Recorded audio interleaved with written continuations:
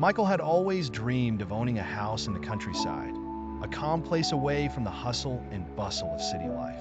When he found the old manor on the edge of a secluded forest, he thought it was destiny. The price was suspiciously low, but he couldn't pass up the opportunity. The house, though dilapidated, had a certain charm with its Victorian architecture and overgrown garden. Michael moved in with a sense of adventure and optimism that quickly began to fade.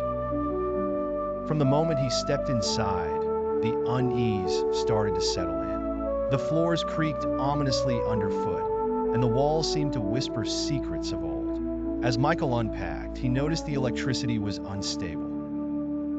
Lights flickered sporadically, casting eerie shadows that danced across the peeling wallpaper. Strange noises filled the air, soft whispers, faint footsteps, and distant wails that always seemed to come from just around the corner. Michael's sleep was restless, haunted by unsettling dreams that bled into his waking hours. One night, as he lay in bed trying to ignore the strange sounds, a cold breeze brushed against his face.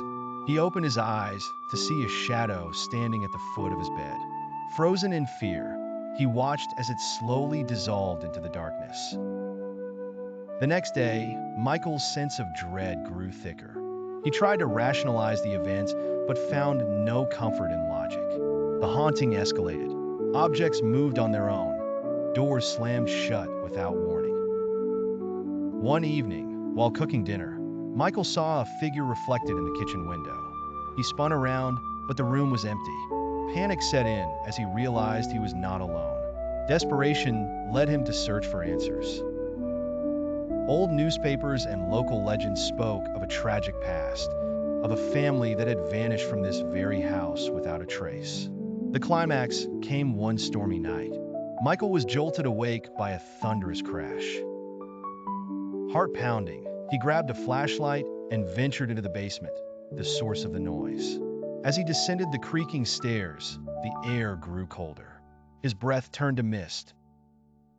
In the stark beam of the flashlight, he saw them, ghostly figures of the lost family, their eyes hollow voids of sorrow and rage.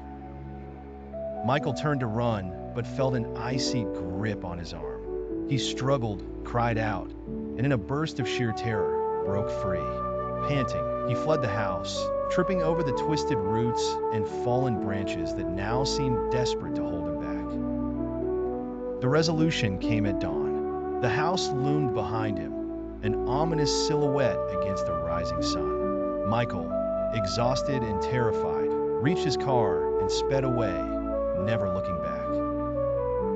The final shot lingered on the old manor, the shadows in its windows hinting at the malevolent presence still lurking within. As Michael drove away, he swore he could still hear the faint whispers of the haunted. He never spoke of that night again, and the house remained abandoned, its secrets buried in whispers and shadows.